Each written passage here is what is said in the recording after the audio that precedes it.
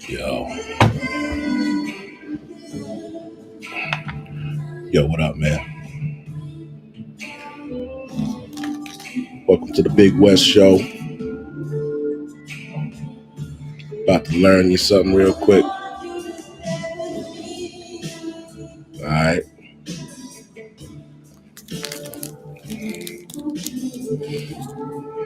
Now I gotta do my ritual.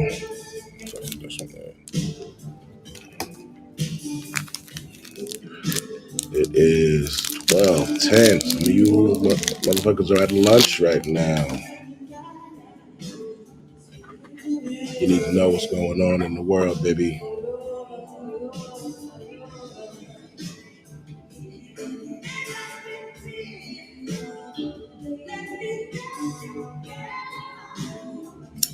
You need to know.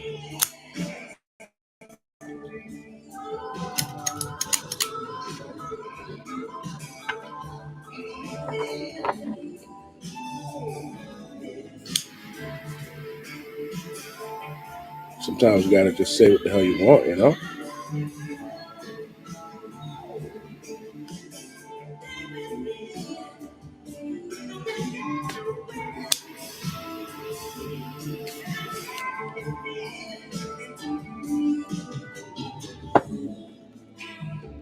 Mm, mm, mm. Yo, the shit I got to show you is crazy, dog.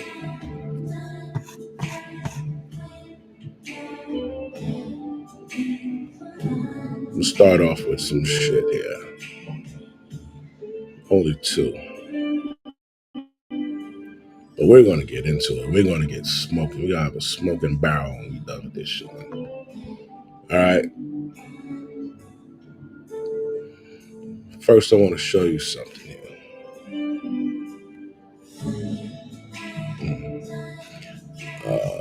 Do I still have this shit from last night? I should. There was a guy who was like, "Yo, we ain't going nowhere." Nigga said, "I might think about it if Trump give me $20,000." See, that's what happens when you let fucking soft ass, politically correct suckers run your damn country.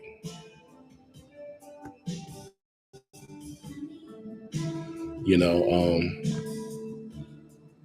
like the pendulum never swings in the middle. I see.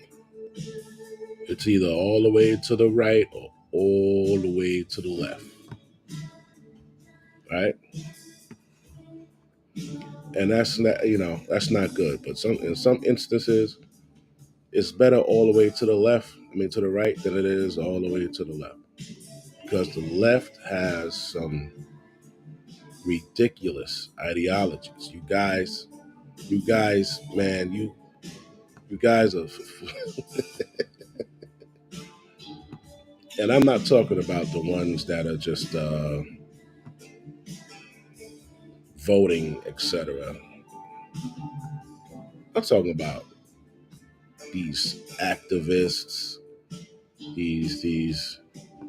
Uh, I'm actually looking for something while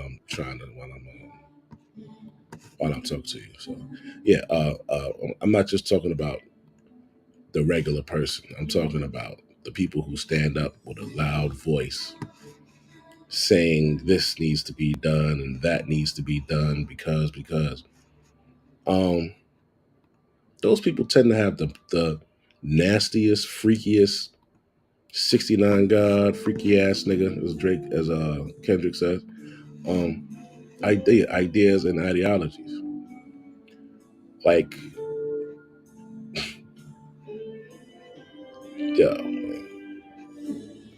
I got this guy, one of my favorite people. I'm starting to get into politics now. Being retired is great, man. I'm starting to get into politics now. I get to look around and see shit, see what's going on.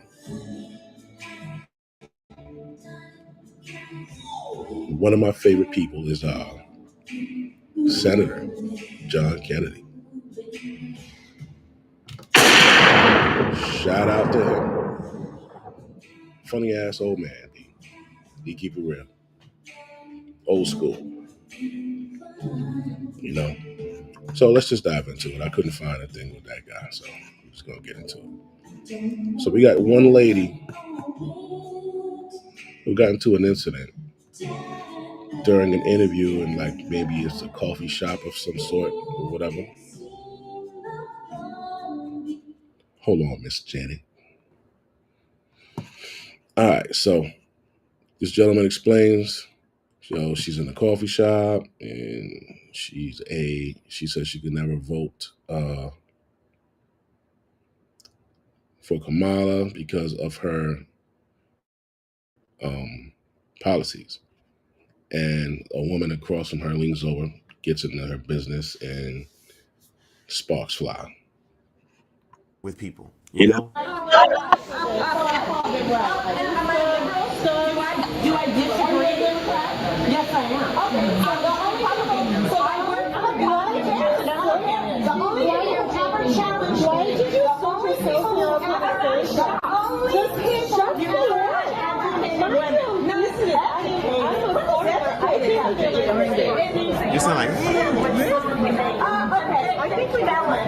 Second, and accused of espionage, indicted for espionage. Like I said, the only people who ever challenged. just no point in arguing with anybody about any of these things. It's just no point. Because here's the thing, when you argue, you're not going to change that person's mind. When somebody is loyal to a political party or they have a certain religion that they believe in, God a certain type of way, and they're defending themselves, it's just nothing but pride. It's pride versus pride. It's not going to be any solution. It's just straight pride. Even when they realize your points are more valid than theirs or whatever, they're never going to admit that you're right. Maybe I should change how I think about this or how I feel about this.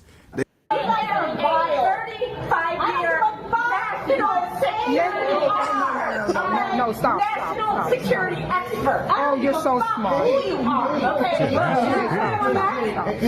They in that business facility. No. Thank you. Will you tell her we were having a private conversation before Ain't that she private? came over in my face saying, "Am I serious?" So no, don't talk to me. Talk to her. You and I already know. You and I already know who is the warrant.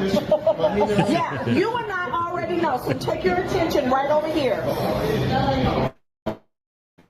Right over here. Wow. What job, lady? Wow. You're trying me. You're trying me. Now, in fairness, because Big West is motherfucking fair.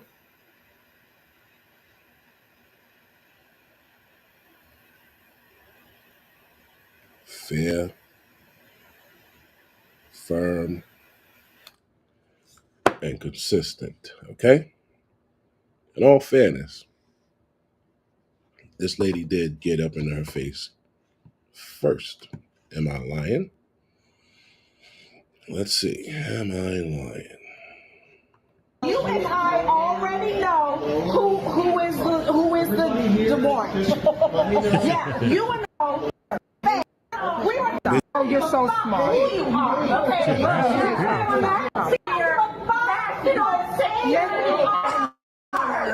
No, stop. No, stop. No, stop. So, Big West being fair. She got in her face first, right? All right. Security denial. Wow. What's up, Now, she got back in her face, right? lady? Wow. You're trying me. You're trying me. She could have got hit with that uppercut. Why are you looking at me? She could have got hit. You know what I'm saying? One agitating it. She got hit. No. If you're going to She had that chin wide open too. then do it correctly. Address the person who you clearly see got up and got in my face. All right. We don't got to watch the rest of the video.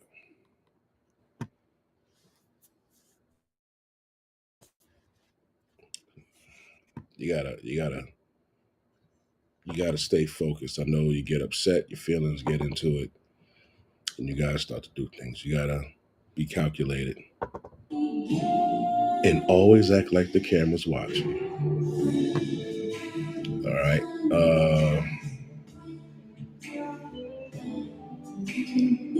There will be a lot of these coming up. You'll see a lot of this coming up. So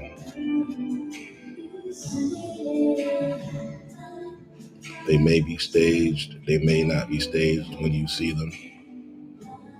All right. This right here, the caption is, "This dad wanted to see his family for the last time." This man wanted to see his son for the last time before his death. The innocent kid, who was too young to understand, believed his dad would return, not knowing that his dad would be taken away forever in a few hours. The kid even had his hair cut to match his dad's to show his love, but he didn't realize this would be their last goodbye. The dad struggled to hide his tears, because he couldn't give him a last hug as he was handcuffed. If you at least wish this boy a good future, you can like. This man wanted to see his son for the last time before his death. The innocent kid... Fucking sucks. But if you listen closely, he says before his death. All right, so I don't know if he, got the death penalty for some shit. I don't know. All right, now we're about to get into it. I was doing a live stream last night and I came across this and I wanted to save it for this particular moment right here because I wanted to do an entire stream on our military and how people are treating our military.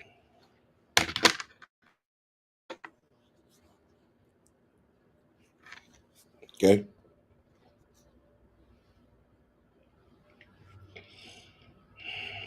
Our military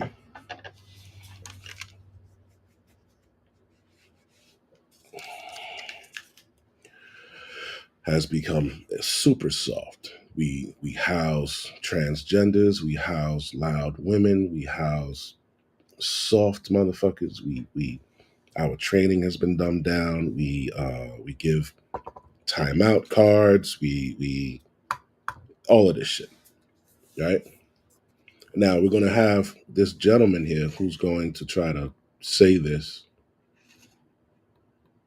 to a couple of feminists and an LGBT member. What, pray tell, is woke military staff? Well, I think So she said, "What, pray tell, is woke military?" Well, what is woke? We already know woke is everything free and gay. Everybody could play. Free, gay, everybody could play. That's not what the military should be. There should only be one thing. A motherfucker who is willing to kill or die for some money. That's the only thing. And then we pick the best out of that to, have them run shit at some point in time. conservatives and Republicans have long believed that the military has taken on a lot of the worst properties of corporate America and gotten away from the core mission, which is fighting and winning wars and defending the United States. All of the HR properties that have divided. Now, what he should have done right here is have a mock interview and have somebody ask him the worst fucking questions. Because when he says this, Republicans have long believed that the military has taken on a lot of the worst properties of corporate America and gotten away from the core mission, which is fighting and winning wars and defending the United States. Now, she asked him what and those properties are. All right. He should have said, well, do you see anything that takes precedence over winning wars and shit like that in the military? What would take precedence over training, winning wars, being fucking gung-ho, looking cool as fuck? What takes precedence over that? What part of corporate do you think would fit in that? Because she's going to play the game. She's basically trying to get him to say, black people. Everything is. Listen, man, the world is bigger than just us, bro. All right, everybody like. There's a lot more factors in. Before, it was just black and white. It was. Nothing else mattered. Nobody else mattered. It was blacks and whites in America, slaves, slave masters, building America, and shit was fucked up. We got the shit end of the stick. Cool. Today, it's bigger than black and white, man. There's so many factors. We've got we got the black, the white, we got the drugs, we got this trans or gay agenda, we got fucking child trafficking, sex trafficking, we got fucking bribery, corrupt governments, um, murder, unemployment, homelessness, people sucking the fucking funds dry, misappropriation of funds, government officials, politicians lying. We got a whole lot of shit going on. So I personally don't like when we're talking about a serious issue and the first thing uh, uh, uh, a black dude or a black chick pulls up, or even some white cats pull up, is the race card. Niggas is really tired of racism, actually. Like, motherfuckers is tired now. Motherfuckers is tired. You see something you see something, like maybe you pissed off for that day, so you want to go and handle it in a negative way, right? We still have those people, but for the majority of the world, of the US, we're tired of it. Like I really don't see anything wrong with you drinking coffee in a coffee shop in your neighborhood. Yeah, you could go anywhere, but it's not a big deal, man. As long as you're not disrupting shit, man, just fall the fuck back. But this lady here tries to turn this into a race thing. It's not a race thing. I know it's not a race thing. All of the HR properties that have divided this country for the last several years when it comes to promoting, these soldiers are not, cultural guinea pigs. They're soldiers. They're there to fight and win wars and defend America, and that should be the point. That's right. That's why you're here. That's what you joined for. To fight, to win these wars, learn this technology, build this, fix that. You're getting paid, you're getting benefits. When you leave, you'll get benefits, blah, blah, blah, blah, blah. This is the exchange. Don't come here saying, oh, well, I want to be the first female this, or the first black female that, or the first trans this. No, I'm going to get out of here with that bullshit, man. Get out of here with that. They already let the females in who can't perform the fucking test to where it's supposed to be. Man comes in, he has this fitness test. She comes in, they gotta lower the standard for her to come in. That's a problem already. That we even have to lower the standards for you to come in. That means that you can't even perform the job function in its desired capacity, in its desired function, because you can't do it. So they lowered the bar for you. So now, not only did we lower the bar for you, now we got pansies. We got guys who want to be girls to come in, and they want to be the face of the Navy. Get that. I would have told that nigga to get the fuck out of my office. I would have. I don't care about that shit, man. Go do that shit on your own time. Go somewhere else with that shit. And regarding this order, which I don't think we've actually seen, the issue is he's the commander-in-chief. We have a civilian-led military. The generals at the top of the military do need to have the capacity to execute our defense policy vision for how we defend this nation. And if they can't do that, then that's a problem. And they should not be trying to substitute their own judgment. So there is some, I think, utility in the commander-in-chief reviewing the people at the top of the military and saying, can we work together? I don't think there's anything wrong I with that. didn't really hear an answer to my question, Yeah. but go ahead, Nicole. Let me just. She said I didn't hear an answer to my question. All right, now we got the female black woke lesbian who's gonna get all masculine on them. Check this out. Say, for one, that the military has long been woke. For instance, the military was the first institution in the United States to integrate. It was one of the first places to have integrated housing, to enforce integrated schools on the base, to actually enforce the fair housing law when people were trying to rent to soldiers and saying if someone were found violating that law, that the military could not allow any soldiers. So the idea that there's something wrong with being woke, when in fact what that means is a military that's trying to reflect a multiracial country that has a lot of different types of people who have to come together and learn how to work together in the national defense. Actually, racial polarization is bad for military strength, and it's been Racial polarization.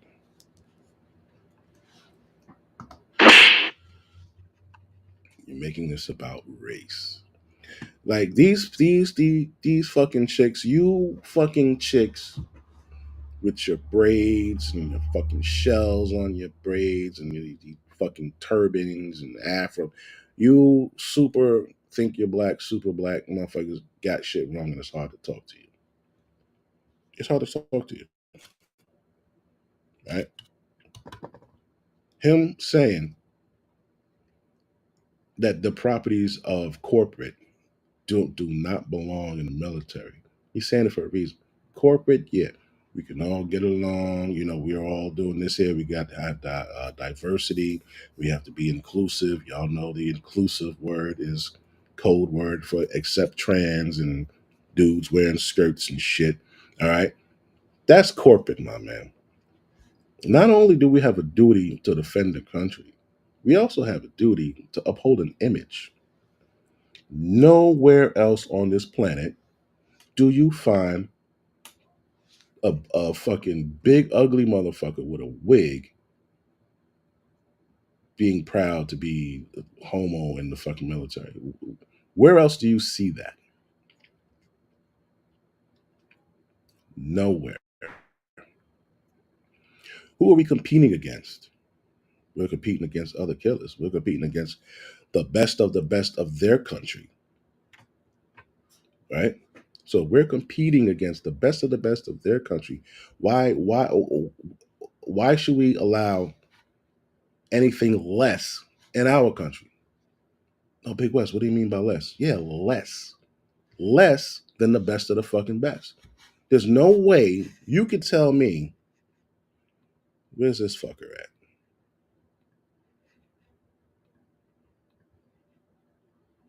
That this fucker here is the best of the best, okay? This is not what we need defending our country here. Wanted to do growing up was be part of the military and serve my country and be part of something bigger. Well, congratulations, Captain Weisbell. You are welcome to the party. Fortunately, as you may have seen, the directive from the DOD is these type of people aren't deployable indefinitely. Don't have to meet PT standards. See in the description box. Wow. They're not deployable, and they don't have to meet PT standards. That is not the best of our country. That's actually a free fucking ride. These motherfuckers will go in there, collect all of the fucking benefits and perks of being there, but they can't deploy. They don't have to worry about a PT test. They can't even be, you can't even apply pressure on them for them to do better when they suck at whatever it is that they're fucking doing. You can't even apply pressure because now it looks like you're picking on them because they're gay or they're trans. That's a problem. You're a problem. You are a fucking rock in a soldier's boot. He's not going to be able to do what he got to do because he got this fucking pain that just won't go away. And he can't stop to unlace his boots and shake you the fuck out.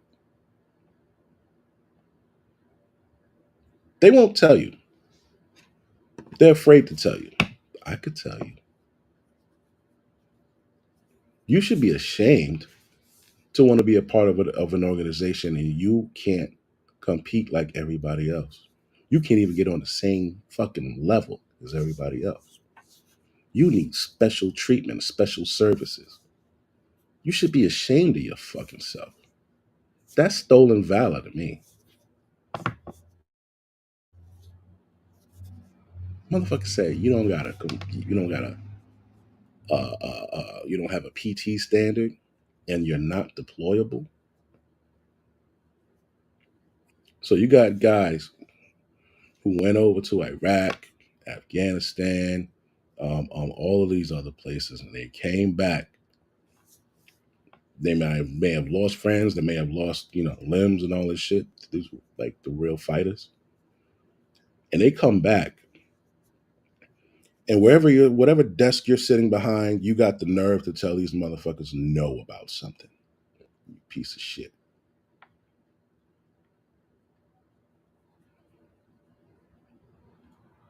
That's how I feel about it. They won't tell you. They won't tell you this. Because it's not politically correct for them. They can't tell you this. But we are infected. Our military is infected with people like you, right? Who wants to be all you can be, but you can't do shit. You can't do shit. Look at these motherfuckers here. Look at this. You see this bullshit? And there you have it, folks. 10 months waiting for this paperwork from the Army, and I am finally starting my journey. Hey y'all, so today I'm gonna make a video showing how I cope with gender dysphoria while in uniform. I was an active duty Army brat, and all I wanted to do growing up was be part of the military and serve my country and be part of something bigger. Well, congratulations, Captain Weisbell. You are welcome to the party. Fortunately, as you may have seen. All right, so I'm going to pause this because I want to see what this is. Confidential Biden DOD memo reveals transgender service members can skip deployments and receive indefinite physical fitness standard waivers.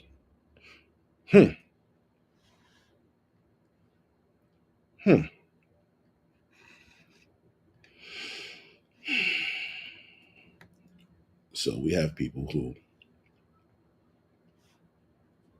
they don't have to be fit enough to run across the fucking grounds or do anything. They don't have to be. They don't have to be put on, what is that shit called? Modified weight management program or some shit like that. They don't got to worry about that. They don't got to worry about not getting promoted because they're 12 pounds overweight or some shit like that. They don't got to worry about that. You're fucking useless. You're useless, bro.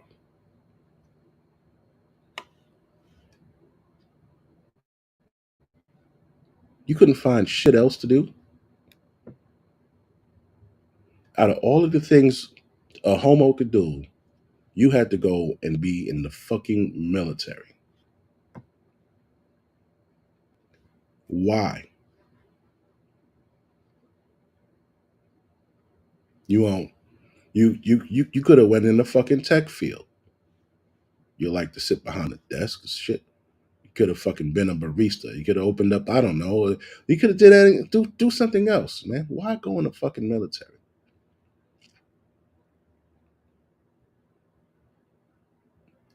Biden punk, man, I'm so glad Trump came in, man. He's going to get rid of all this bullshit. The directive from the DOD is these type of people aren't deployable indefinitely. You don't have to meet PTs. And the DOD is these.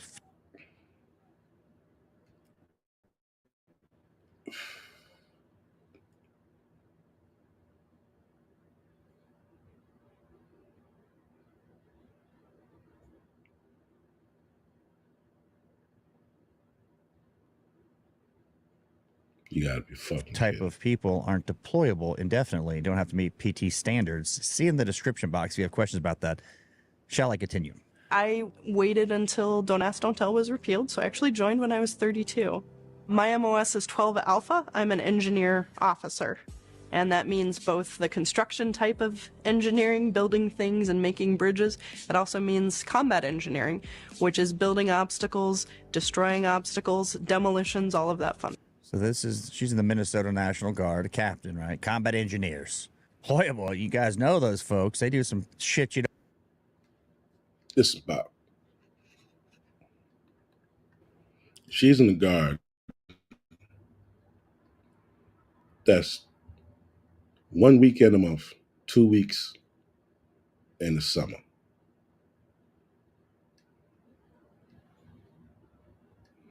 One weekend a month, 2 weeks in the summer. You think they're gonna send her out there? She's not deployable, so she's not gonna be doing that shit. Right? She's not deployed. He's not deployable, and he doesn't have to meet a fitness standard. So this motherfucker is getting perks, benefits. He's getting a check, and he gets to keep whatever fucking job he regularly fucking has. And this is what the fuck he does. This is milking the system, bro. You don't want to do, but yet, as we've seen, as I've mentioned, directive, stunning and brave trans people don't have to meet PT standards and aren't deployable. Right. I mean, I guess this serves a purpose for something. I don't know. Stuff. When I became an officer, infantry and armor weren't open to females, and the combat side of engineering wasn't open until about 2016 or so. I was drawn to it just because I like the technical aspect and, again, like getting my hands dirty, and my teams have always been very welcoming. It's about what you know. It's about teamwork. They have to be welcoming. They have no choice. Get fucking lose stripes, lose rank fucking with you. Telling you the shit I'm telling you. Telling you the shit I'm telling you, they will get put out. This fucking dunce is making everything about fucking being black. It don't got shit to do. When he's talking about corporate silly, he's not talking about old. When he's talking about woke, he's not talking about housing and this and that and whatever and all that shit. They were able. They had to do that because, well, if you need these motherfuckers ready to go somewhere, they got to be on the base with us, right? All right. Years later, we've got so many female this and so many female that, so many black this and that, and black female this and that. What do you think he's talking about, man? Used against this country many times by our adversaries, including in recent elections. So I think this idea that we can purge woke from the military is actually ahistoric. And I also think it's dangerous because while he's saying he's going to purge woke, what he really wants is to purge any generals who might actually stop him from using the military against the American people and in ways that the military is not supposed to be used. Such as he says, like, how? Threatened with General Milley. If he didn't like what General Milley said. I just fucking This is extremely important. What the fuck is going on here? Excuse me, sorry. I didn't mean to yell in your fucking ear. I just fucking signed up for premium.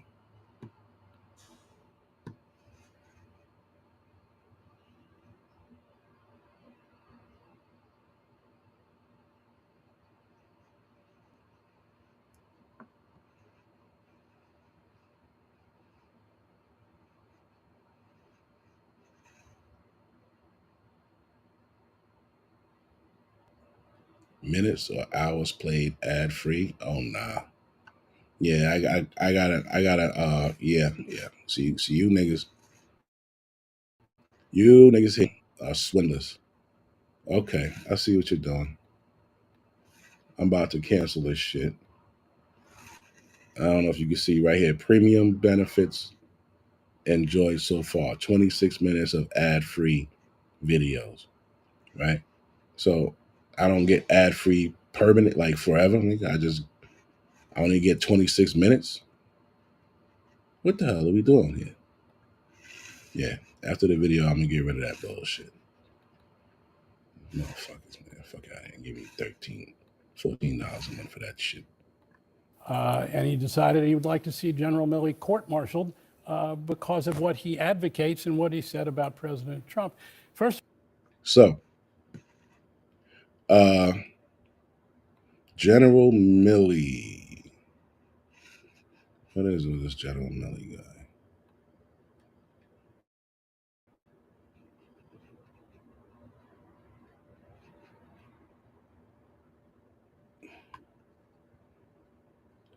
General Milley, I might as well pull this up.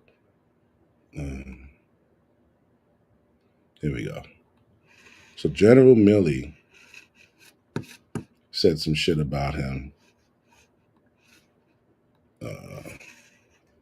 Milley calls Trump a fascist to the core. All right, that's what he said about him. All right, so former Joint Chief Staff Chair, retired General Mark Milley, called former President Trump a total fascist and believes he is the most dangerous person to the U.S., according to excerpts from forthcoming Bob Woodward. He is the most dangerous person ever. I had suspicions when I talked to you about his mental decline and so forth, but now I realize he's a total fascist. He is now the most dangerous person in this country. Milley Woodward told for the book War, which was previewed by The Guardian. So, I mean, if somebody's talking shit about you, then you got the power to get them out of there. You have the power to get them out of there. How long are you going to let them disrespect you? It's like, it's a problem. So if somebody disrespects you, it's a problem if you don't want to be around them. If one of the cards you got in your deck is to get rid of that motherfucker and they talk shit about you and they don't like you, it's a problem if you do it. It's a problem that that's a form of sticking up for yourself. It's a form of saying, you ain't gonna talk shit about me and fucking work. Work for me, motherfucker. What do they call that at a regular job? Insubordination, right? So this is the prop. These are the human resource properties that gentleman was talking about. Oh, you can't do anything to him because you can't do something to him because of this or because of that. Nah, nigga, watch your mouth. I can't put my hands on you, but if I can get rid of you, I can get rid of you, right? What's wrong with that?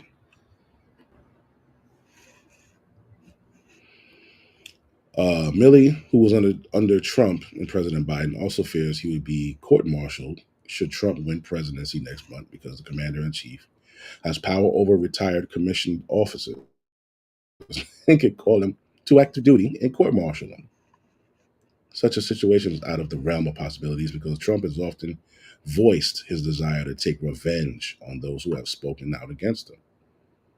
He is a walking, talking advertisement of what he's going to try to do.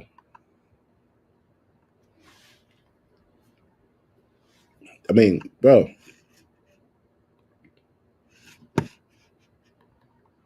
why did you say that? You thought nothing. So you say shit, and you think that there's no repercussions for it when you work with this motherfucker. You know how many people work under bosses that are assholes, but they don't tell them because their boss could fire them? That's a lot of the problem with a lot of non-union jobs. The day this motherfucker don't like you, your days are numbered. Yeah. So you expect motherfuckers to just take that, right? Take that. No. Let's get back to this dickhead. You know, and this guy right here, he wasn't prepared. First of all, the military, we've seen time and again, is the most admired institution in the United States. And not only is it admired, it's things that we really criticize. For instance, the Iraq War, it's not the product of the military. It's the product of the President of the United States. Vietnam, disaster. That was not the product of GIs or generals. It was the product of the President of the United States. So the whole idea of the military being corrupted by these generals, in fact, the kind of education, military and historic and diplomacy and warfare that these generals get is probably the most unique education system in our culture But I don't today. understand what you mean by woke. You're talking about racial integration, and I think that makes sense. But is that what you define woke as? I'm curious. Well, I was referring to the I don't know, I'm criticism referring to what he of said. General I Milley. think About racial integration, and you're gonna see here, you're gonna see them team up on him. Watch this. I think what President Trump and what a lot of Republicans are fearful of is that the core mission of the military, to fight wars and to defend the country, sometimes takes a back seat to trying to overlay social and cultural programming into the military that is commonly found at universities, commonly found in corporate America. Where's and the maybe, evidence, And though? maybe it's I think fine for that. that's the but question that I have. but that's what he resists in the federal bureaucracy, specifically in the military. Is And there so some truth can't in just that? make it that's a what rule. he. That's his policy. That and he that's what just he wants to control it for himself so he can use it as he pleases. And we're using that Just term as name the woke woke for himself. policy. What I'm are the gonna woke say, policies that's- that are that's used? the question. Are you Where- referring to DEI? What are the policies? Yeah, I would say he would specifically name DEI. Like, what the fuck, bro?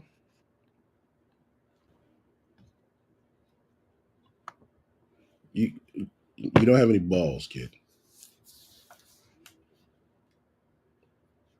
You don't have any balls. You got three people that asked, all three asking you questions, all three talking to you at the same time. They're ganging up on you.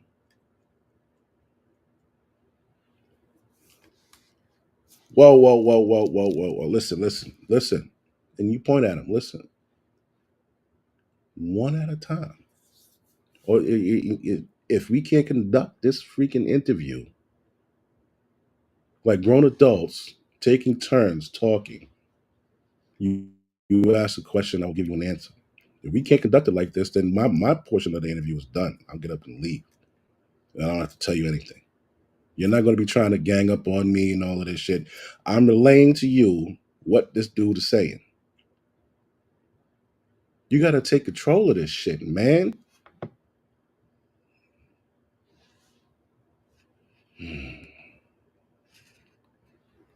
DEI. And how has that harmed How is that harmful? the military prowess? Name something specific. I think he.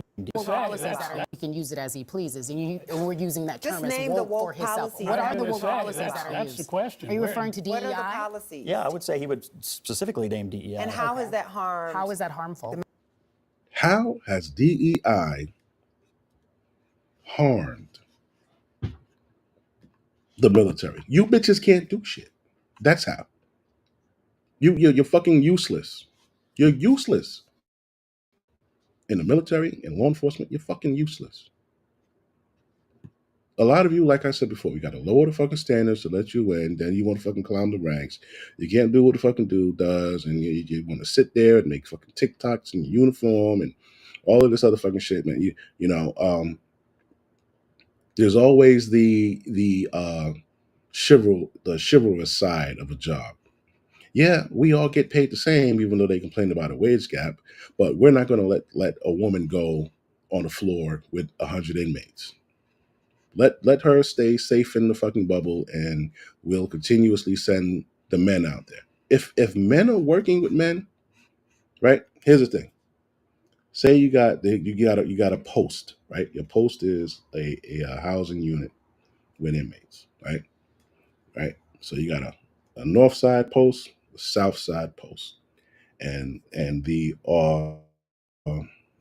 control post, right? So there's three posts. If you have three men, well, guess what they can do? They can either sit on their post all day or they can interchange or whatever, you know what I mean?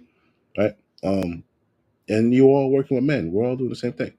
But if we're working with a female, now there's the pressure of, oh man, I've been working the floor all fucking week. This is my day to actually sit in the office and, relax a little bit and da da da. But now there's a female. And the female, you gotta say, all right, man, I can't leave her out there with 50 dudes. She gotta come in. That's why bitches should not be in law enforcement. They shouldn't be in fucking corrections. They shouldn't be cops or none of this shit. Like you hinder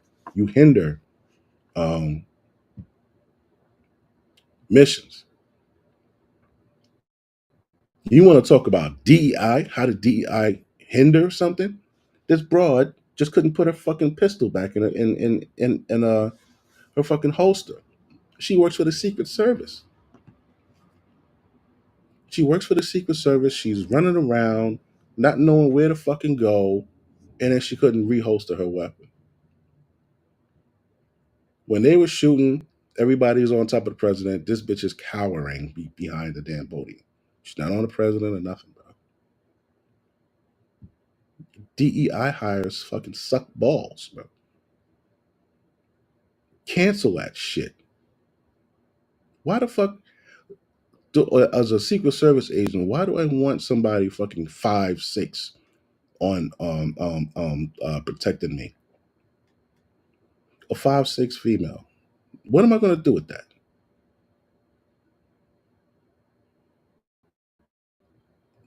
Let me get some 6 foot, 5'11", 5'10" and up men.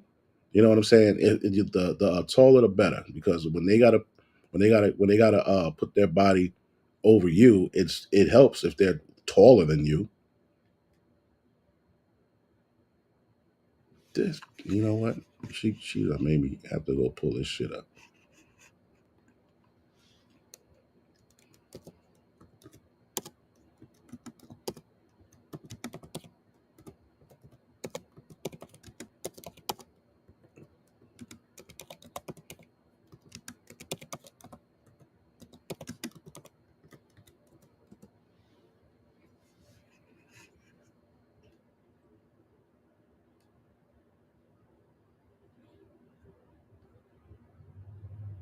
Look at this bitch.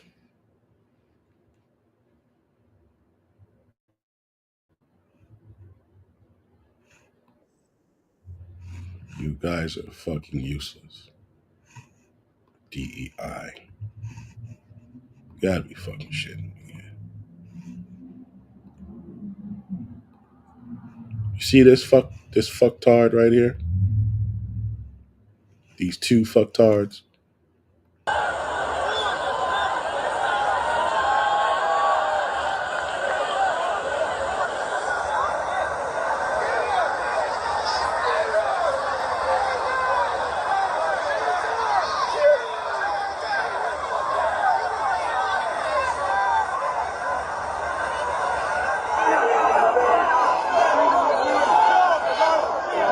Get the fuck out of here, man.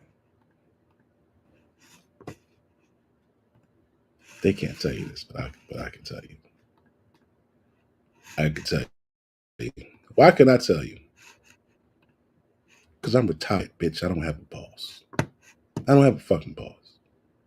I don't got to punch in nowhere. I don't got to worry about nobody firing me. I don't got to worry about nobody looking at my tweets. I don't got to worry about a social media policy violation. I don't got to worry about that.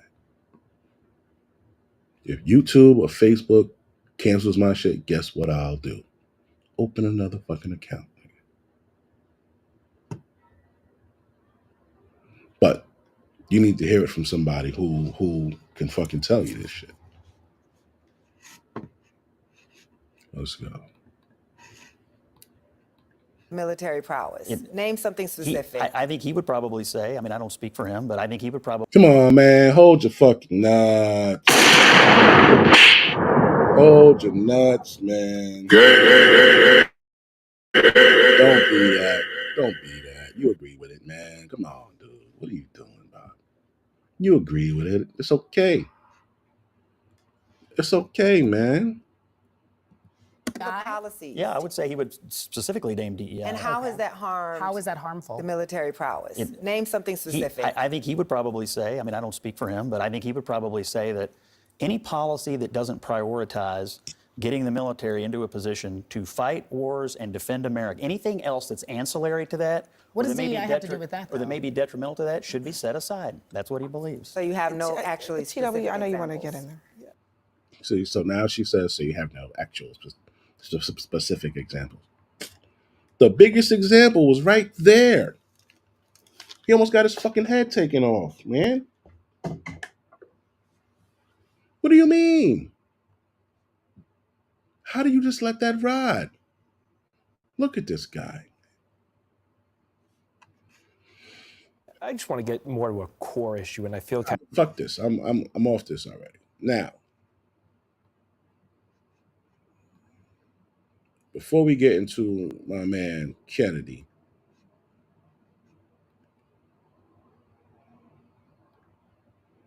I'll show you what the fuck they putting in the fucking military here.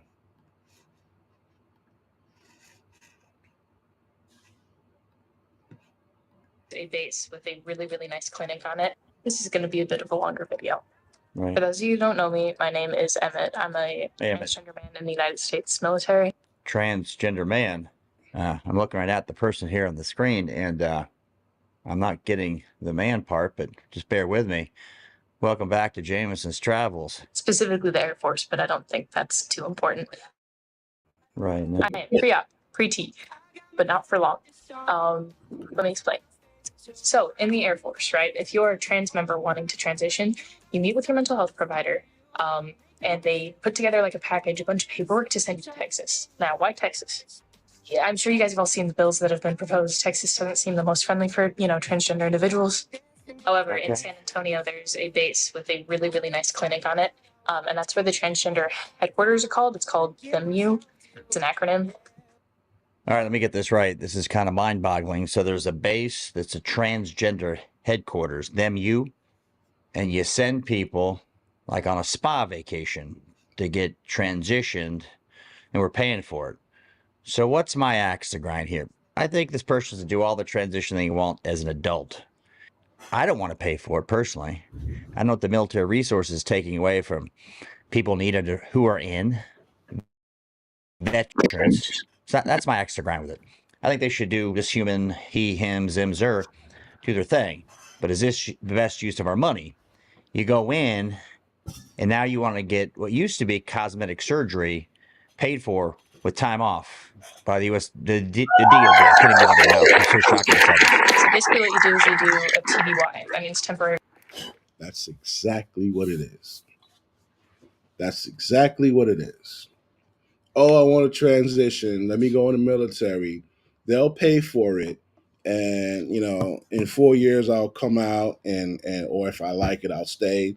But I'm transitioned and I got the military on my record and blah, blah, blah, blah, blah. It's a fucking, I'm so glad you fucking Democrats are out of here. I'm so glad you're out of here. Because you guys are fucking the worst.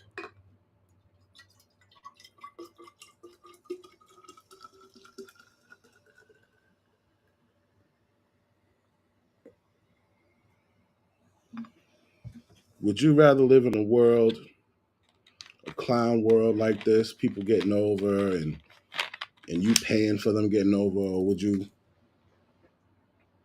rather live in a world where you got to deal with arguing with a white person here or there? Which would you prefer? Better economy, though. But which would you prefer? Better protection from being invaded and all that shit and going to war. Because if you go to war, you got a bunch of these fucking sissies and shit in there. Now, this transgender person, what do they say about them? They don't deploy, and they don't have to meet PT standards. So if we have 30% of our military filled with fucking TGs, that's 30% of the military that cannot be deployed. So if we got a military of a million, we only got 700,000, right? Now the rest are women. You gotta add in the fucking women in there too. What if they're like come on, man, we don't fucking have a military. We don't have a military. Duty. So they send you from your current duty station to Texas to have a bunch of appointments.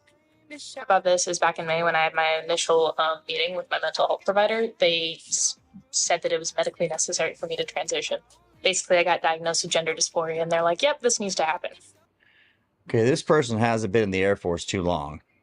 Glad they're in. Glad they want to serve. That's awesome. You go in, you're already transgender.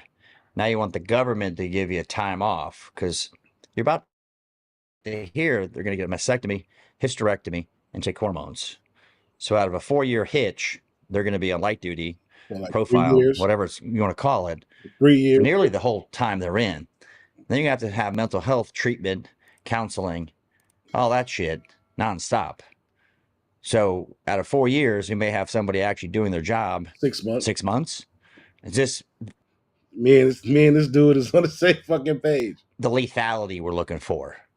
Just the readiness we're looking for. I mean, you gotta be fucking kidding me. That was kind of a long introduction, but now I'm finally here. And the appointments they go over, we have appointments with like an endocrinologist, we have appointments with nutrition, we have appointments with surgeons, with everybody, basically just like giving us a ton of information. What they do is put together a treatment plan, right? So it's basically like, this is when. I thought. You know what's crazy? You know what's crazy? Doing all of that shit, she's gonna be sucking dick within a year. Guaranteed. Guaranteed.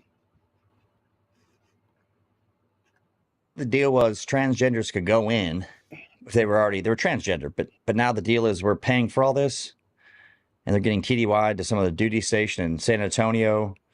Clearly, it was an Air Force base to get this surgery, and it's promoted. It's a recruiting tool now. Maybe. That's what I was stationed in San Antonio. I was in the Air Force, security forces, and I was at fucking Lackland Air Force Base. I never been to the clinic on that shit, so I don't know what that shit is like. But yeah, that's the only base out there.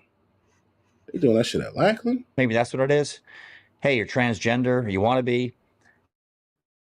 The DOD will pay for it. In this case, the U.S. Air Force will pay for it through TRICARE, right?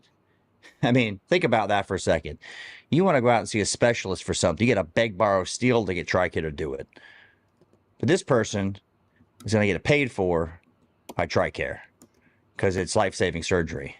But we knew going in there was this issue. You can't go in with asthma. Maybe you've got your colorblind. You can't fly planes, right? But this somehow is acceptable. This individual is going to start hormones. This is when they're going to get top surgery. Like they just give like ballpark, right? Ballpark estimates.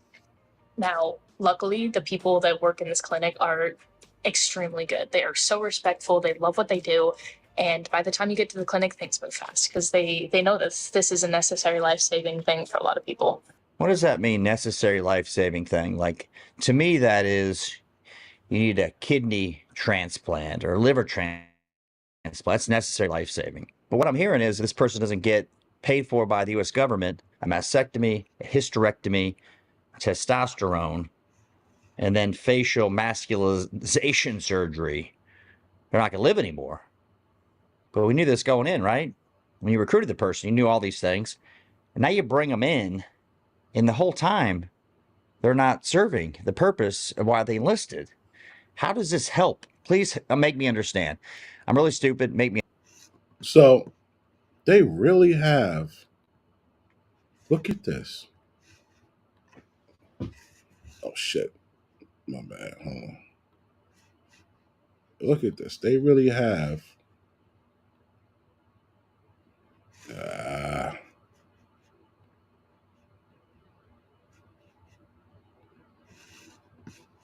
They really have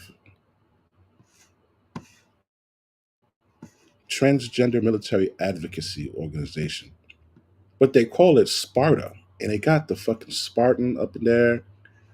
Sparta is a masculine. Like, what the fuck is this? Why do you even call it Sparta? Like, I don't understand. I don't understand it. Is this meant to be like a joke or some shit? Spartans were fucking warriors, man. Masculine warriors. They weren't fucking transgender.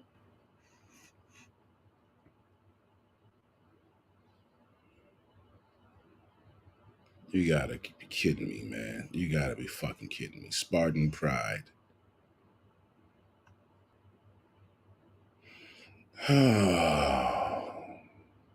Transgender Day visibility. You gotta bruh.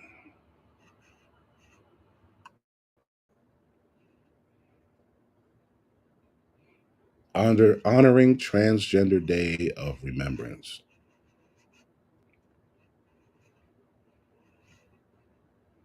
What? Today we pause to honor and remember those transgender individuals whose lives were tragically cut short due to transphobic violence. Is the transphobic violence the you're portraying yourself as a female? We're at the bar and we get to the house to fuck, and we done tongue kissed and all of a sudden you pull out a fucking dick. Yeah, some motherfuckers will kill you. I don't understand why, right? If you know that the male psyche is not cut for that shit, why are you like stop doing it? Stop doing it. Stop portraying yourself as a woman and you're not.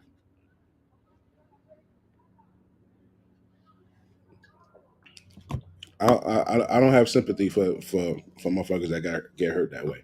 I had sympathy for the people back in the 80s and 90s and shit. They're walking around, they're gay, and they, niggas beat them up just because they was gay. Like, I don't like, that's not cool. But you trick a motherfucker. You trick him. He's thinking that you're a chick and y'all are going home to bone, and you pull out a dick and he fucking snaps. That was all you. That was on you. You playing games, and you got you. So now we're paying for this shit.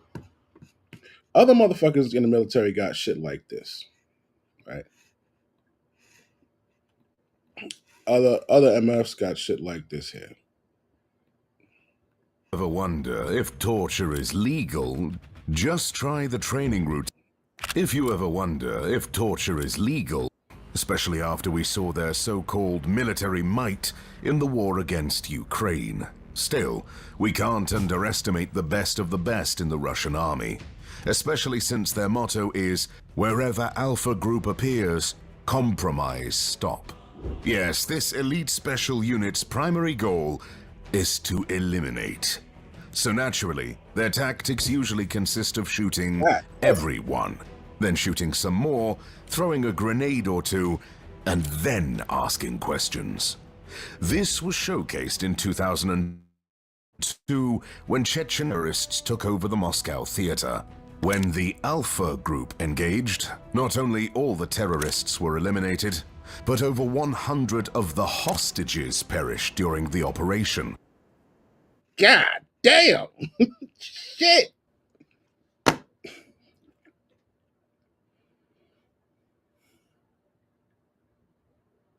God damn, man. You killed everybody, bro? God damn. Don't send them niggas to oh, Jesus. No. Send some negotiators, man. Find out what these niggas want, man. Don't send them niggas in there because they might fucking kill us, man.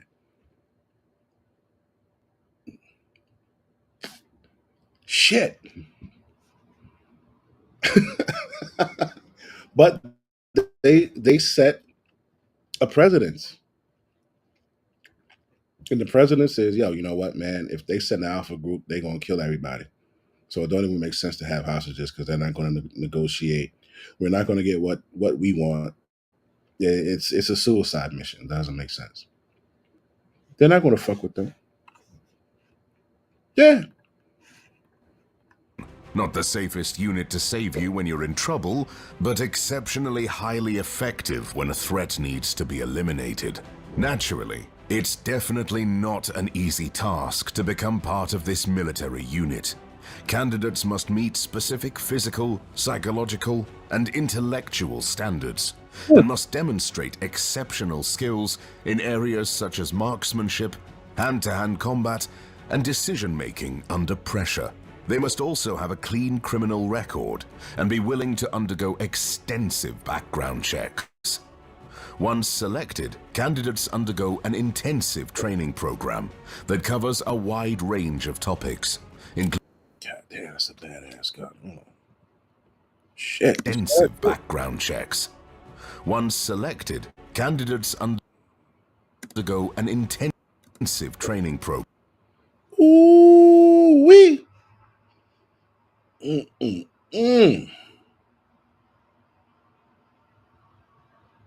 Oh shit. Oh man got the fucking. That ain't even no 30, right? Nah, that ain't no 30. God damn. Damn. I'm gonna make this shit the motherfucking screensaver, actually. I mean, thumbnail, excuse me. Yeah, this shit gonna be the thumbnail.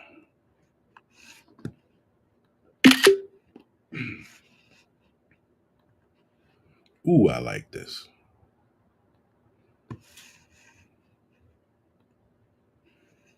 Let me see here. I'll go here.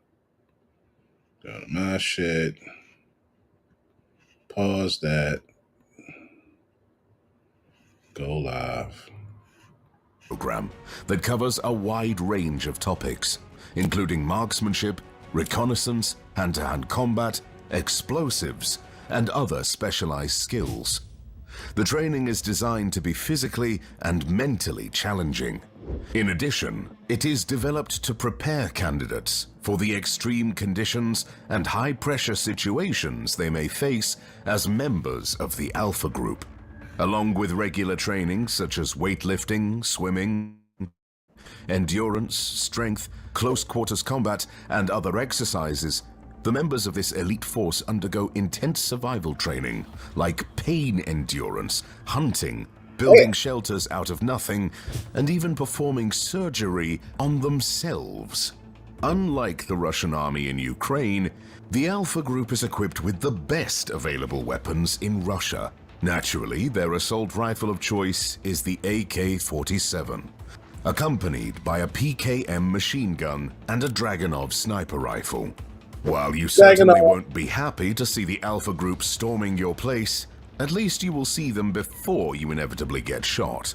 That's more than can be said about the Israeli Special Forces, Sayeret Matkal. Number 6, Sayeret Matkal, Israel. If the world was a game, being Israel would surely be the hardest level. Surrounded by enemies on all sides, with massive internal conflicts and a huge terrorist breeding ground in their backyard, such as Gaza, Israel is definitely not the best place to be a soldier. Naturally, the Middle Eastern state has answered the challenges of the region with Sayeret Matkal. The elite special military force was established in 1949 to ensure Israel's existence from external threats. Over the years, this highly trained unit has been involved in almost all high-profile operations of the Israel Defense Forces, IDF. These have included the famous 1976 raid on Entebbe Airport in Uganda to rescue Israeli hostages, the 1988 assassination of Abu Jihad in Tunisia, and the 2006 operation to destroy a Syrian nuclear reactor. As you can imagine, the Sayeret Matkal is not the best bunch to mess up with. They are all highly trained combatants that undergo vigorous training. It includes physical fitness, marksmanship, navigation, survival skills, specialized training in urban warfare, counter-terrorism, and hostage rescue. Unit members are also trained in foreign languages, as many operations require them to work in unfamiliar countries. The toughest training, however, is the exercises to withhold information. Usually that's one of the final tests before getting accepted into the unit. Each candidate is kidnapped by a team that administers a series of physical and psychological torture tactics to try and break the candidate. As you can imagine, not many finish this part of the preliminary training.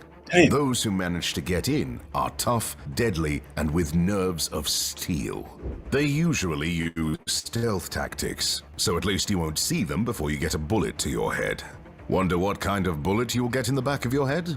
Well, Sayeret Matkal's weapon of choice is a Tavor assault rifle and the Uzi submachine gun, as well as imported weapons such as the M4 carbine and the M16 rifle from the United States. The specific weapons used by Sayeret Matkal may depend on their mission requirements and other factors, such as the environment and the nature of the operation. One thing is sure though, they will be Krav Maga experts, and you won't like your encounter. Despite their highly efficient combat capabilities and tactics, the Sayeret Matkal can't compare with the military might of the US Army and its technological and financial superiority. Number 5. Navy SEAL Team 6, USA.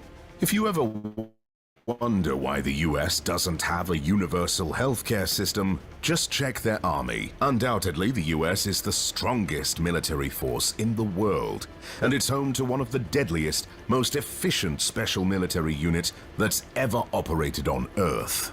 Navy SEAL Team 6, known as the U.S. Naval Special Warfare Development Group.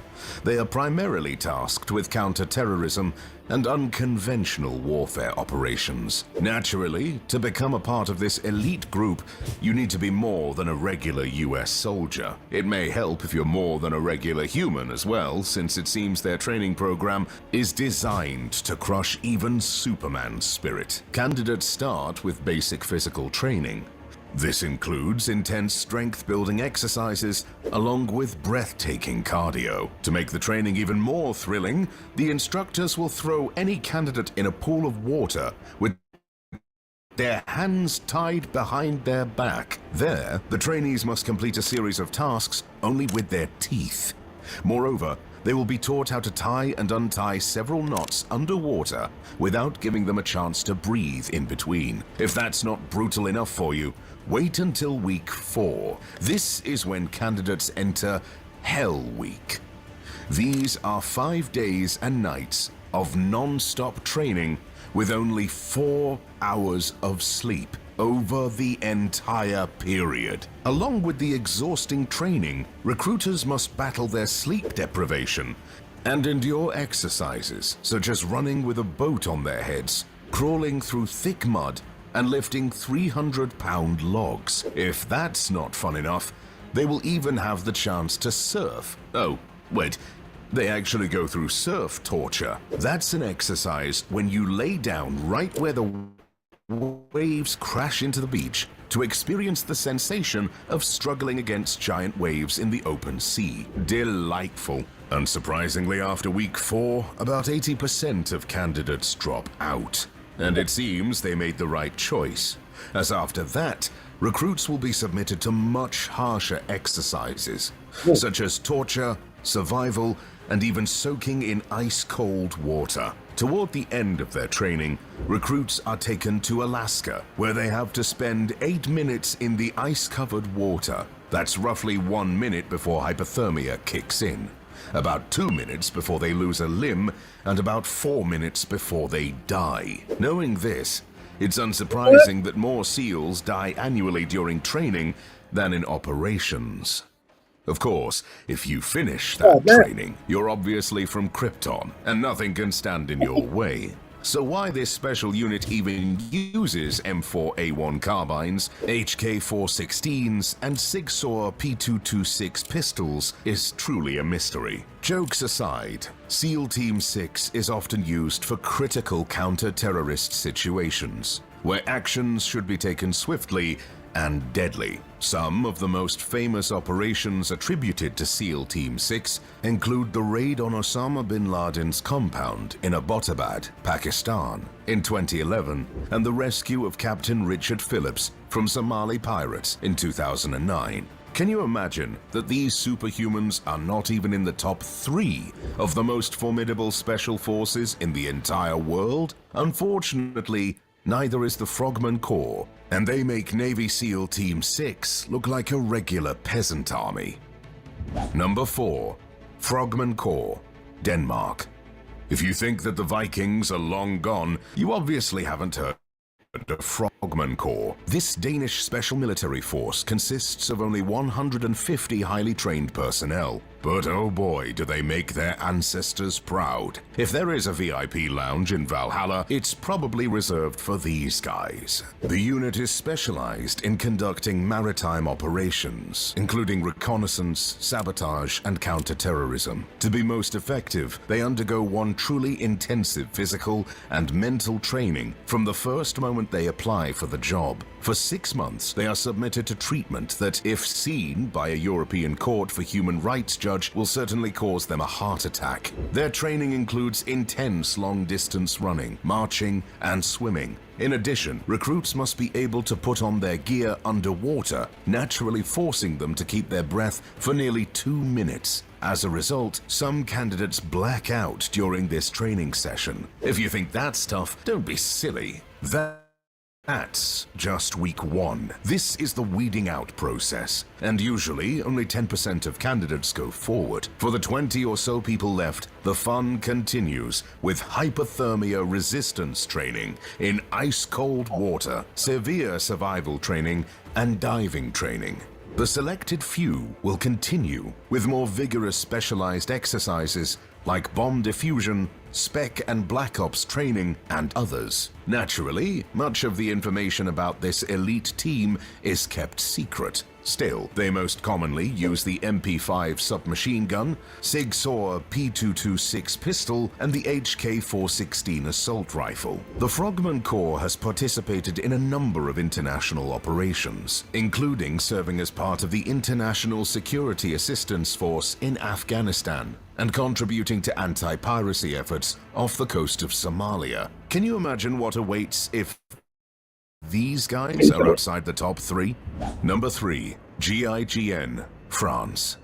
The Groupe d'Intervention de la Gendarmerie Nationale, GIGN, is a special operations force within the French Gendarmerie. The unit comprises approximately 400 highly trained personnel, specializing in counter-terrorism, hostage rescue, and other high-risk operations. As you can imagine, those are not the typical French stereotype of smoking cigarettes and handling a baguette. Much more commonly, they hold an HK416 assault rifle, Sig Sauer P226 pistol, or the FR-F2 sniper rifle. To get there, though, these elite units go through one truly soul-crushing recruitment and training process. For starters, candidates must swim 50 meters with their hands and feet tied up. The task was designed to weed out the weak at the start, and unsurprisingly, about 50% of all candidates actually need saving. Next is the 5-mile run with a 44-pound backpack.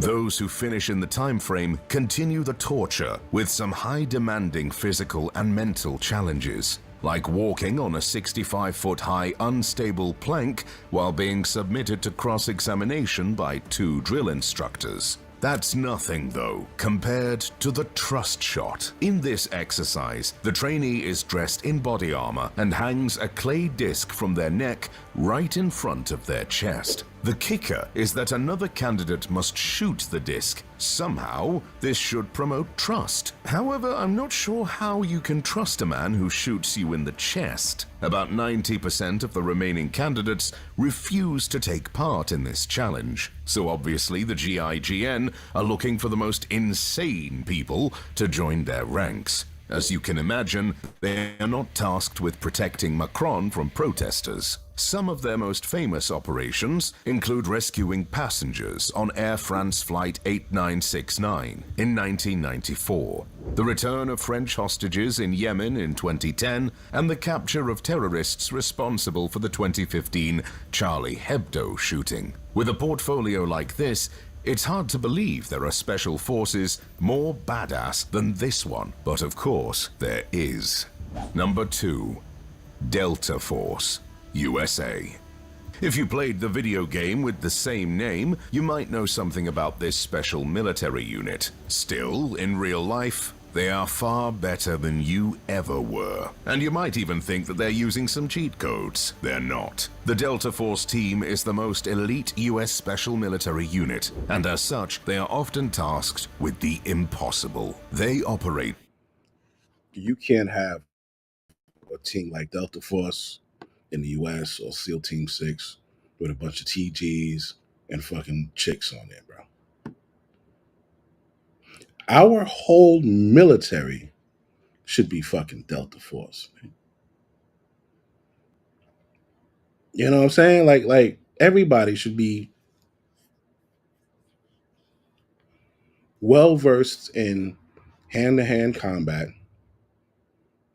They should all be fucking snipers, all of them, and physically fit, bro. All of them.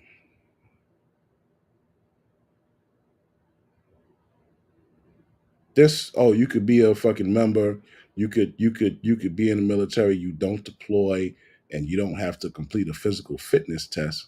It's fucking crazy.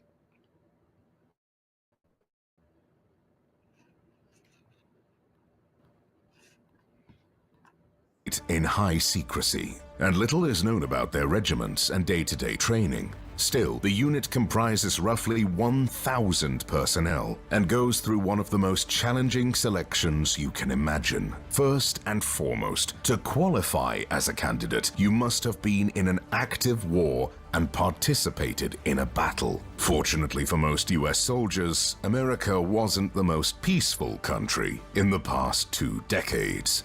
So eligibility is not such a high problem. Getting through the first stage, however, is. To become part of this specialized unit, you need to be an expert in demolition, firearms, and navigation. Still, over the training course, these skills will be enhanced significantly. While the exercises themselves are kept top secret, they are designed to break a person's spirit and will to live. Some sources claim that candidates are left to sleep as little as 3 to 4 hours a night for weeks, while at the same time pushed beyond their limit with vigorous physical and endurance training. Only about 5% of all candidates finish this nightmare of training.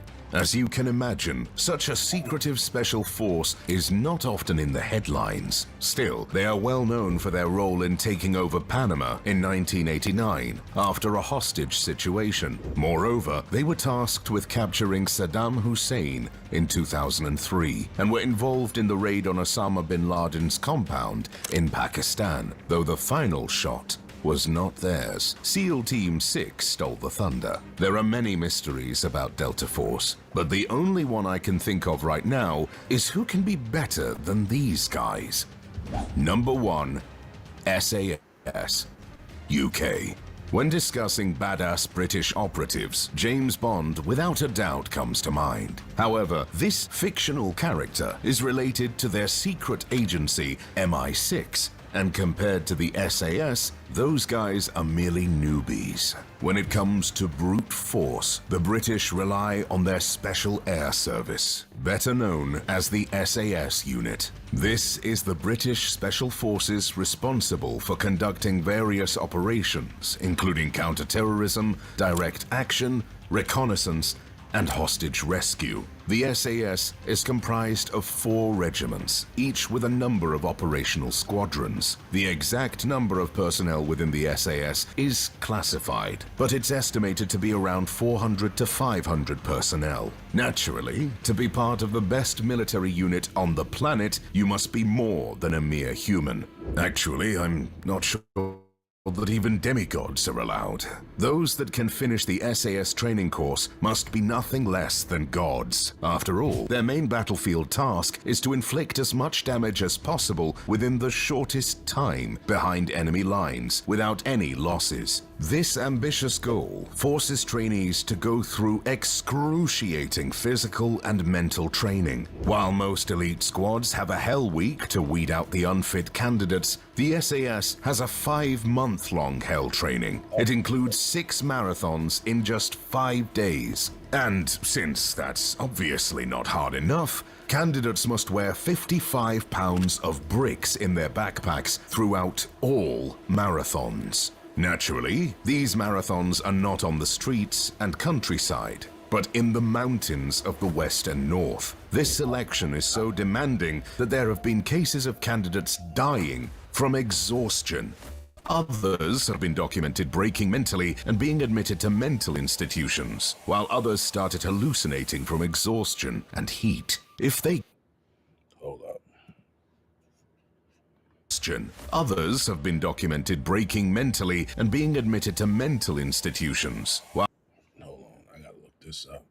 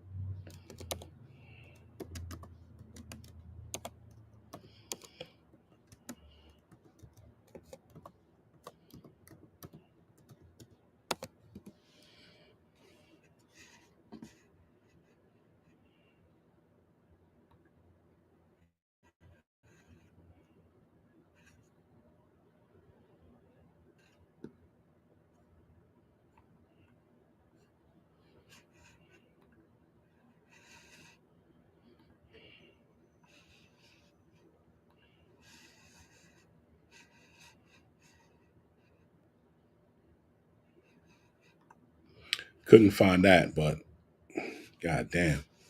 I found this from 9 years ago. Jesus, 3 heavens. Look at this. SAS selection test to be softened in wake of an inquest into the deaths of 3 soldiers. Damn, bro.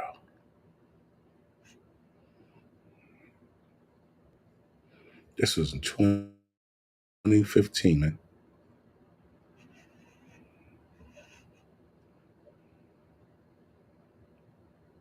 Oh my God. Ooh. These boys ain't playing.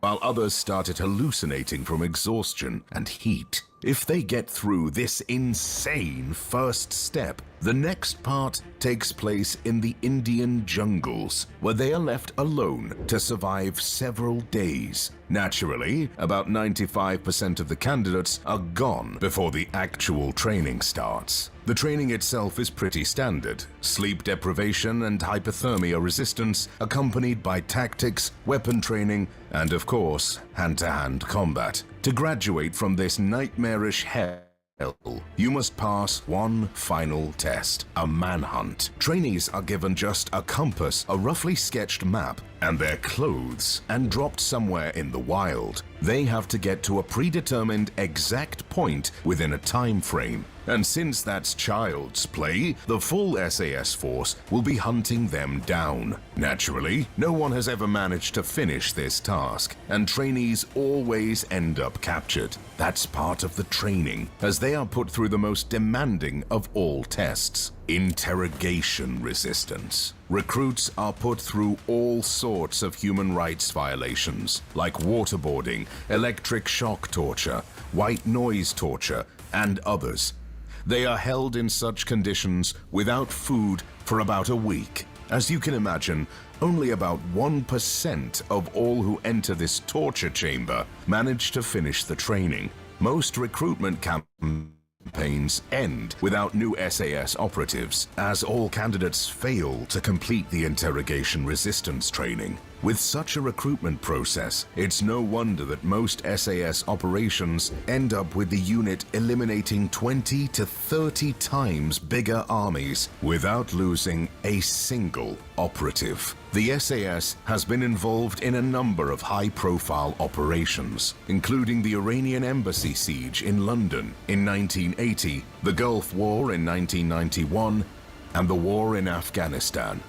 One of the SAS's most famous operations was Operation Nimrod in 1980, which involved the rescue of hostages from the Iranian embassy in London.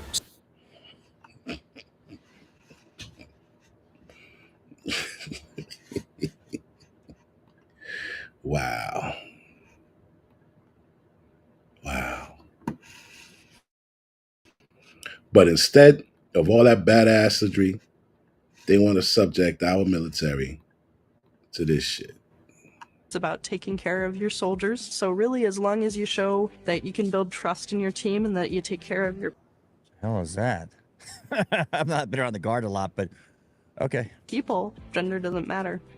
Gender. All right, so gender doesn't matter. I'd say, okay, whatever that means, I don't know, but just a real question. So PT standards not a thing. And my wife just got off active duty, but she was always had a chip on her shoulder. You know, that type of officer.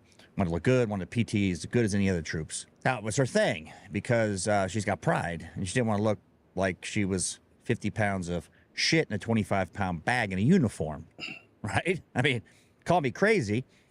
So now you're a young sergeant underneath Captain Wisewell, and you're sitting there, you're like, this is the best among us, right? No diversity hires here. Let's continue. Hey y'all, so today I'm going to make a video showing how I cope with gender dysphoria while in uniform. So I saw this private, maybe they threw their name tapes off because they're smart, but I didn't know what the person was. I go, I don't know. Is it a man or a female, whatever, right? Gender dysphoria in uniform. Is that a thing? I guess it is, right? If you don't know, when you're an active duty soldier who is transitioning genders, you have to go by standards that align with your gender in Commandeers until that is changed. This means... How do you know when it's changed? Let's say you don't get the bottom surgery. When has it changed exactly? Who sets that standard? Again, the link's below to the DoD memo that says people of this nature have a permanent exemption from PT standards, permanent non-deployability. Of course, they'll be in the pool for promotions, right? Because my gender is a male in Commandeers, I cannot present as a female in uniform. So why is it that they could get promoted? You know, I'm not even going to be able to get through all of this.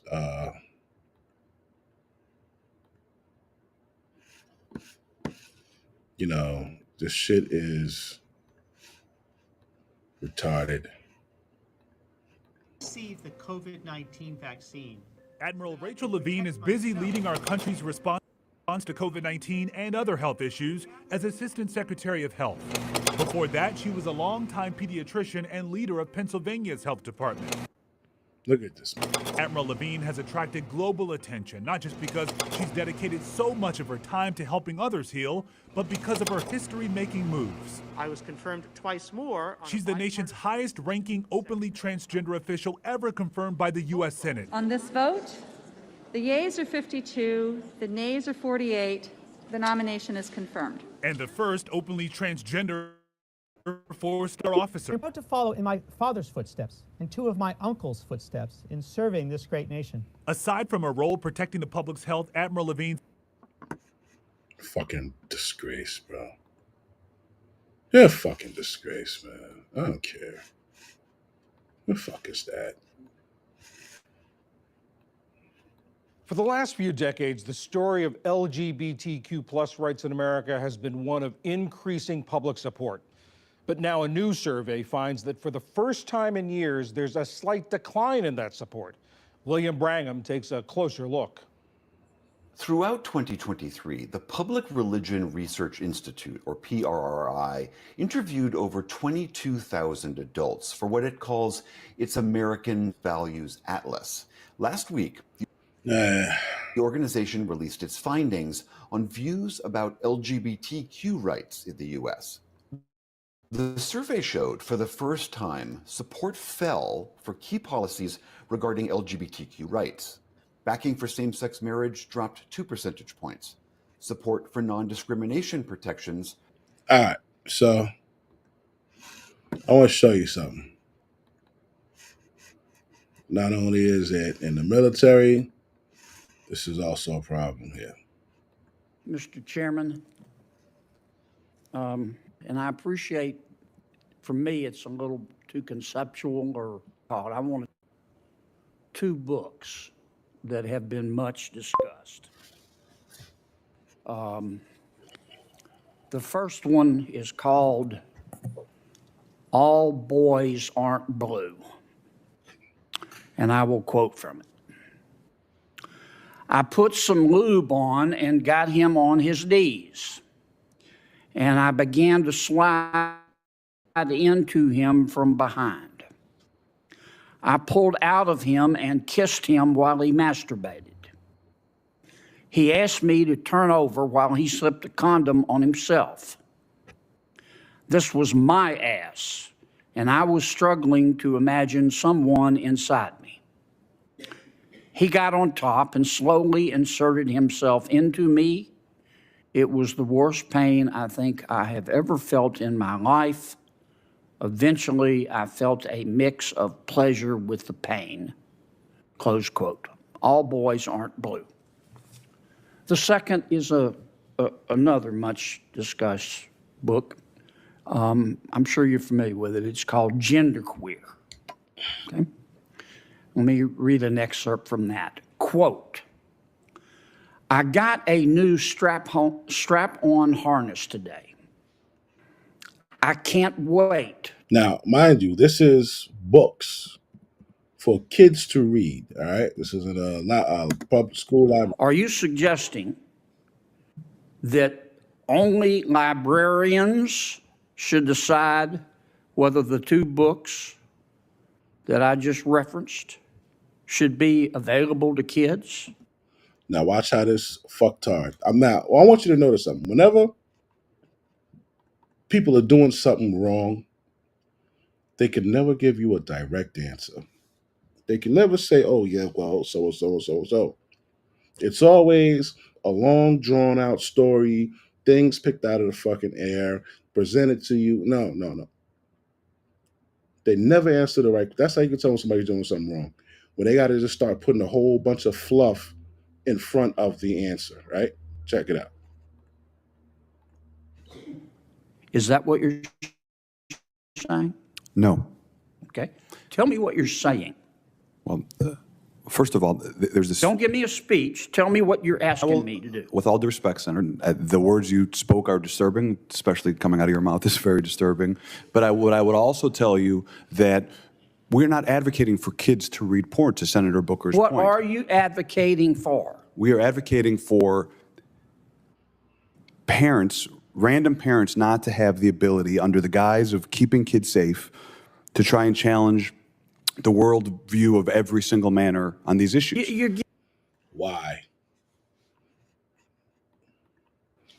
He said he wants to have average parents not be able to challenge the worldviews of every single what? Man? Grown man? So you don't want the average parent to be able to control what their child thinks about every grown man. Son of a bitch. Yo, I got to break out. I got to go get my get my kids and shit. I will holler at you guys later. Hope you enjoyed. Peace.